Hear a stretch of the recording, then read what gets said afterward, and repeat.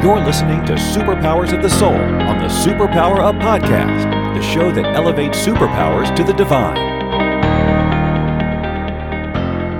Hello, everyone, and welcome. I'm Jennifer Urezzio, superpower expert and founder of Soul Language, and this is Superpowers of the Soul. And I'm with Ranbir Puar today, and the topic is how to improve self-image. Welcome. How are you today? I'm fantastic. How are you, Jennifer? I'm doing wonderful. My voice is getting a little hoarse. I've been talking since 9 o'clock this morning, but I am so happy that you are here, and I cannot wait to hear your first answer to this question, which is, what do you consider the superpower of your soul?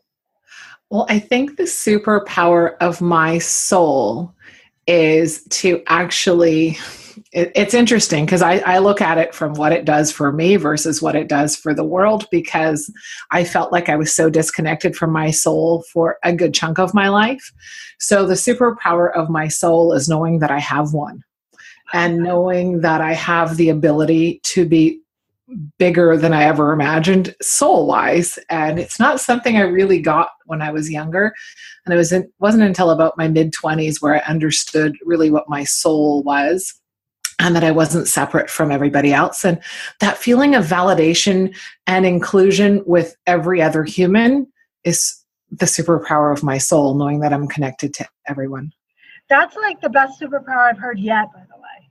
Oh, thank you. Like that's a great answer. I mean, I've asked this type of question since I've been in my 20s, but before it was, what would you consider one of your superpowers? And it was always my favorite question to ask on a date, because right. If a man said, "Oh, it's to fly," I was like, "Yeah, this date's going nowhere because you're boring." And so you just answered that question in such a beautiful way. So I'm very excited about it. Oh, thank you.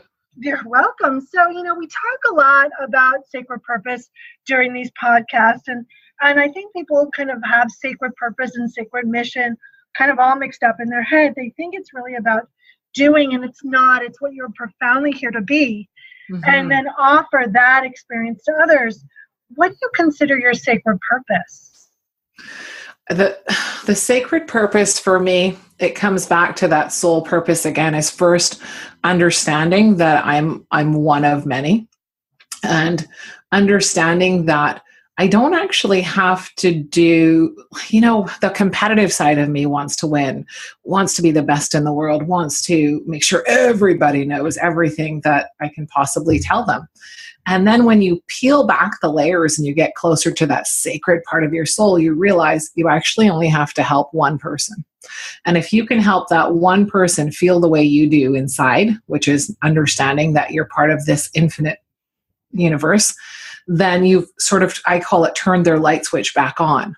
So my sacred purpose is to help anyone that I meet in a unique way, how to turn their light switch back on. And for somebody that's a salesperson, for example, I might help them turn their light switch back on by helping them understand that they actually do have a purpose, and they serve this greater universe, and they serve their community in a bigger way than they think. I think what we tend to do is we have this competitive viewpoint where you have to try to be, there's this ranking of roles. And I feel that part of my sacred purpose is making sort of all the roles equal, because we each have a unique path to our sort of soul's enlightenment here. So whether you're a salesperson or a speaker, or whether you're a receptionist or the CEO, my soul's purpose is to help you see that we're all the same. Beautiful. I love that. And I think that's one of the things that I really love about the paradigm of soul language is it gives a structure to everyone to tune in and to have that pathway of doing that. And so, what you and I are kind of speaking the same language, which of course, yes. Yeah, I think it's unfortunate when people think that, especially when in the age of social media, where they're seeing a highlights reel, and they're thinking that maybe their job, for example, like their work job, or maybe they're a mom at home, and they feel like they're not doing enough. And I have this saying that I use all the time, and I say, stop measuring yourself with sticks that belong to others. And so my soul's purpose is to get your own ruler. I love that. And that's so important, because when we do that measuring, right, that triggers a lot of not enough in people. And we're going to talk about how to improve self-image after the break. But, when we keep comparing and keep being in the not enough, it's really hard to hear our soul. It's really hard to feel our light. So I'm really excited about our continuing to talk. So, me too. What has been, so often there's a big theme our soul shares with us over our journey. What has been a big common theme of your soul and your journey? It's the light and the dark has been the biggest theme. I think that sometimes when I feel like I'm getting ahead and I feel really light, then all of a sudden there's something dark comes out of the blue, and it's about reconciling that the journey includes the light and the dark, because without the darkness, I can't see the stars. And it gives me that opportunity to forget this thing that I'm sold by marketing and commercialization in the Western world, that I'm supposed to have this perfect experience without any darkness. And now when I have challenges, instead of saying, why is this happening to me? I ask God, or during meditation, I try to listen for answers on how can I benefit from this? What does my soul want to learn from this? Because it's here to grow, and the light and the dark guide me to my soul's growth, because I didn't come here just to flatline. I came here to push my, spiritual experience. I'm smiling over here, because when we talk about those men that I thought were boring to date, I would call them flatliners.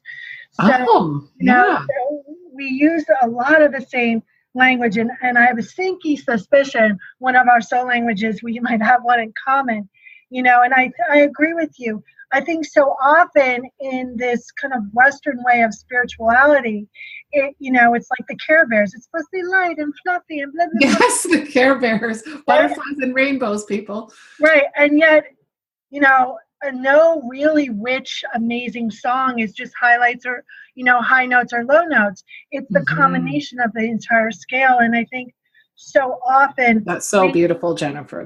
Thank you. I think for me, when a challenge comes up, it's an invitation to bring more lightness, to bring more soul into my experience. And there's days that I forget that, because I'm human. But Amen. that's Amen. why, Me too. right? That's why we have mentors and practices and ongoing conversations and tools to tune to. And one of the things that, you'll always catch my energetic eye roll about is, oh, but I've worked on that. I've done that. And I go every time someone says that, especially a potential client, I go, yeah, that's where the gold is, because you think you've done that, right? Exactly. So before we break, you talked a little bit about, you gave us a little highlights about how your soul support others. But what else do you want people to know about how your soul is out there supporting community and others? Well, I try to do some on the down low. So I try to do some in places where people wouldn't expect to find me. So I'll run like small meditation groups that are so private that, I won't tell people about. I'll kind of put it out there, and whoever kind of shows up is supposed to be there and get what they want out of it or what they need out of it. So I'll do it that way, like in a real private way or a small way. I do run, like I do one-on-one coaching. I teach children because I feel like I saw the same. I started off as a crisis management coach in 2009, and I kept seeing the same patterns in I call them bent adults versus broken adults, and helping them get back on track. But there was the same sort of system or the same pattern I saw in all the adults. So I started teaching children as well. So I do that through Awakening Your Inner Champion, our kids edition. And I do online webinars. So I do it in a variety of ways. I really didn't think I would like the online way of doing things, because I'm so intuitive and I'm so much a people person that I thought I couldn't teach online as well as I do in person. But I was really shocked and surprised at how amazing that was. And so I do things in a variety of ways. And just the great thing about it for me too, how it serves me, is it keeps me really pumped up about learning new ways to teach and share.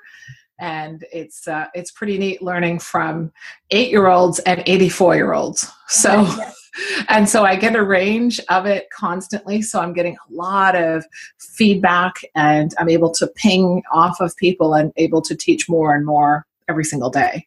Beautiful. Well, everyone stick around, because Ranbir and me are going to be talking about how to improve self-image after the break. Are you here to change the world? Do you talk about things like vibration, frequency, awakening, and consciousness? Are you pretty sure you have superpowers? The Superpower Net is unlike normal coaching programs and conscious communities. We provide training, intuitive guidance, peer-to-peer learning, intensive one-on-one coaching, and a high vibrational network of people just like you. When you join the net, you get 24/7 access to a collaborative group of people who support you as you master your personal power and unlock your superpowers. If you're ready to use your superpowers to change the world, then join the Superpower Net today. Visit superpowerexperts.com/thenet to learn more. Well, welcome back to Superpowers of the Soul. I'm Jennifer Urezzio, and today's topic is how to improve self-image. Before I ask my next question, how do people reach out? How do they get in touch with you? Give us your website. Oh, sure. Our website is www.freewithin.me. And we're just in the process of redesigning it. Funny enough, our website had gone down, and I thought it had crashed, or I thought it had been hacked, but it actually had crashed because we had so much traffic coming to it, which was quite a surprise to me because I didn't know about that stuff. Anyway, so we're just in the process of revamping it. And so that's where you can find our blog. We write weekly, every single week. We just started a podcast. So you can find that all on freewithin.me. Beautiful. So, before we broke, you talked about learning from 8-year-olds. And, I have the story I tell about, he's now like 14, but when he was much younger, my best friend's child, which I call my nephew, Yes. We were on the beach, and I was fighting with the lawn chair, the beach chair. And he's like, "Aunt Jen, what's wrong?" And I go, "I'm fighting with myself." And he's like, "Who's winning?" And I went, "No one's winning. No one wins when I fight with myself, Eric." And, so often that knowledge comes from children, that new spark of awareness. And I think, that's why soul language in children are so amazing, because it fosters the soul in a child. So how do we go about improving our self-image? And let's get all on the same page for a moment. What do you mean by self-image? That's a really good question, because people can misinterpret that one. And to me, the self-image is how you speak to yourself when you're alone with your thoughts. Oh, I love that. So it's not outside of you. It's only ever within you. And the self-image is, I'm married to a geotechnical engineer. He's a professional engineer, and he's got a master's in science, but he focuses and talks about things that are repeatable. And your self-image is something, each of us has a self-image. And it's one of the challenges we all face is that, conversation between our inner critic and our inner champion. And it's similar to the foundation of your house. So if you had a house or you lived in an apartment that had a cracked foundation and you started building upon it, you're in trouble. It's not that secure, right? Like you're in trouble. Yeah, you would want to do something about it. And you can, I know you can repair foundations of buildings. It's done. It's possible. So why can't you use that same analogy to the foundation of your being, which is your self-image? And mine, I was so badly cracked. My house would have blown away in a windstorm for sure, right? And so that is what self-image is to me. It's that inner voice, the one nobody else hears, and it's the foundation and your filter and how you take everything in. Beautiful. So, and I would agree with you. I think my self-image foundation, 15 years ago was pretty cracked. Mm-hmm. It had some holes. There was some flowers blooming out of the cracks. But, it needed support. And I think that propelled me, and my anger propelled me on this journey today. Yes. But how does one get started? I mean, I think one of my fondest meditations is the one where I meditated and I sat down with fear and doubt, and they look like Laurel and Hardy. And I was like, well, I can't take these guys seriously. Look what they look like, right? But how does somebody start to get started on this improving of this internal dialogue? It's a really good question. And I am very much a realist. I'm very spiritual, but I love the human experience. So I can grow my soul. And the way that I believe the first thing you need to do when you're starting to improve your self-image is actually know what you're talking about.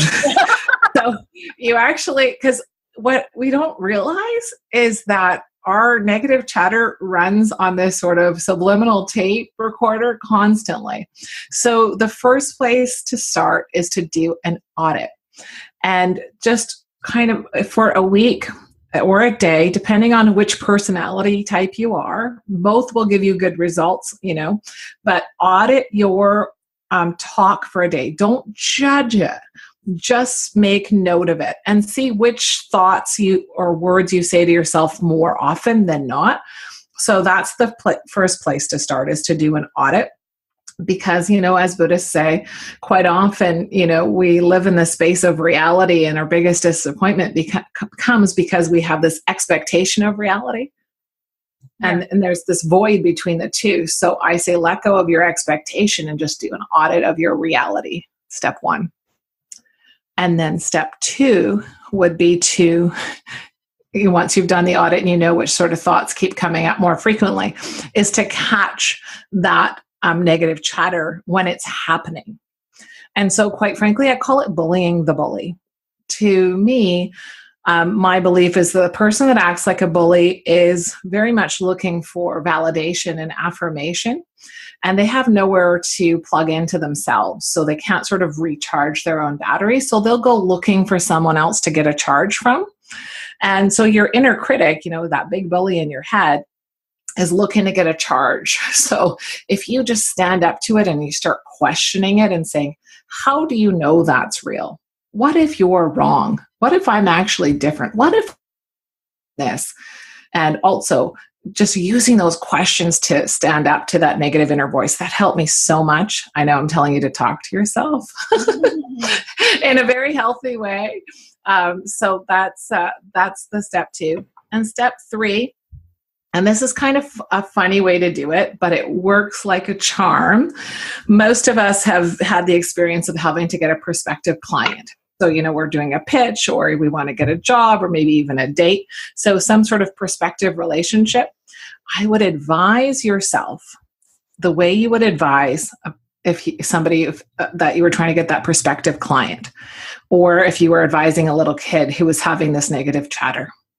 What would you say to them to help them overcome it?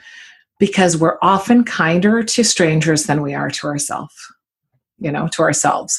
So my saying is, it's sort of contain to train. So what I mean by that is, once you catch the negative chatter of your inner critic, and once you contain it, then you can retrain it to work for you and create this awakening your inner champion versus the inner critic.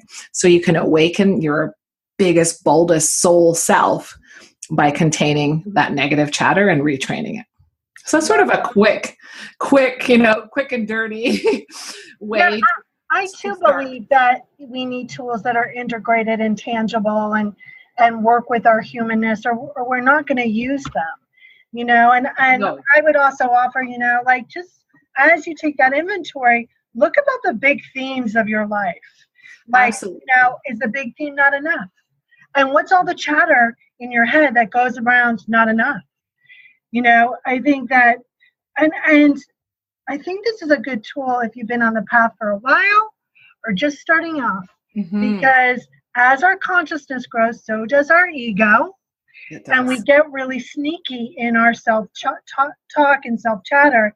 And our self-image always can use a little more sparkly and a little more kind of dusting off. Absolutely, because until you're gone from this plane, you're constantly growing. Love that.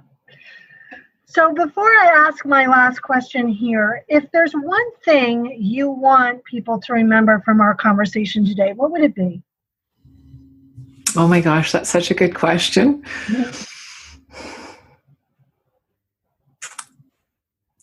remember that you are bigger than the situation that you feel challenged by. You know, what I mean by that is I've had some recent challenges. Both my mom and my dad passed away, and I was there when they passed away. And I saw that they took nothing with them other than the size of their heart. And my mom, when she was told she was going to pass away, and she said this in Punjabi, which I can't really translate in Punjabi to you right now. I couldn't say it in Punjabi because I'm English speaking. But she said, I had no idea my heart could be so big. So if you reprogram yourself to focus on the fact that love is life's true currency, and every day spend a little bit of time nurturing that part of you, you'll notice that everything else that you want materially grows. But it comes with that because of the size of your heart, not the size of your wallet. That's beautiful. That's beautiful. So before I ask my last question, let everyone know the website again. We know it's under construction, but yeah, it's mostly up, but the courses and stuff aren't all there. It's www.freewithin.me. So it's basically, we're going to be talking about ways you can be becoming free within. And so it's an easy one to remember, better than our legal name, which is Spirituality for Reality Incorporated. Oh my goodness, nobody could spell that out. It's like a mouthful right there. Yep. So we simplified it to freewithin.me.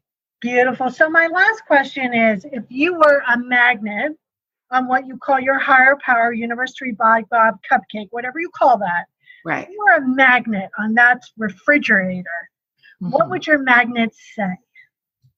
My magnet would say this, and I was going to get some t-shirts made because it's been coming to me over and over again. It's the first time I'm sharing this. I've never shared this publicly, but it would say this. First quotation would say, "You're in the way," says your inner critic. And the next sentence in quotations would say, "You are the way," says your inner champion. Beautiful. Well, I want to thank you so much for taking the time to chat with us today. I thoroughly enjoyed it. And thank you. Thank you so much. What a pleasure. What a way to have, it was just wonderful. Thank you. You're so welcome. And everyone, if you liked anything you heard today and you want to connect with me and all the other experts, you can go to SuperpowerNet at superpowerexperts.com/the-net. and find out more. Thank you for listening, and thank you for being an amazing guest. And don't forget to find your connection. Bye, everyone. Are you ready to discover your superpowers? Go now to superpowerexperts.com and take the Superpower Quiz today.